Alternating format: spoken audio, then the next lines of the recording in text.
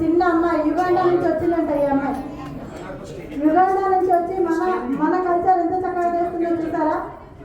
డాన్సే పిల్లలంతా బాగా చేస్తున్నారు. ఇదంతా మన కల్చర్, ఓకే ఒప్పుకుందాం. ఎందుకంటే మనకు అన్నీ తెలుసు, ఏ దేవుడు ఏదైనా చిన్నప్పటి నుండి మన పిల్లలకు మోటివేషన్ చేస్తాం. కానీ ఈ అమ్మాయి యుగాండా నుంచి వచ్చి, నేను అందరినీ అబ్జర్వ్ చేస్తాను, ఈ అమ్మాయి ఒక యుగాండా నాకు తెలియదు వాస్తవంగా, ఆమె వెనకాల ఉన్నది. నేను ఒక అమ్మాయిని అబ్జర్వ్ చేస్తున్నాను. ఎవరైతే కోరట మాస్టర్ ఉన్నారో ఇక్కడ ఆయన ఎలా చేస్తున్నాడో ఆ రిజల్ట్ అమ్మాయి చేస్తుంది. మళ్ళీ వెంటనే వాళ్ళ మేడంని పిలిచి ఆ అమ్మాయిని ముందుకు తీసుకురండి అని చెప్పడం జరిగింది. అంటే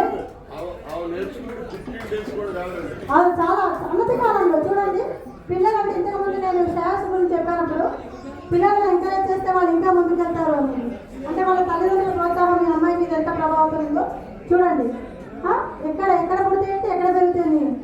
మన ఇండియాకి వస్తే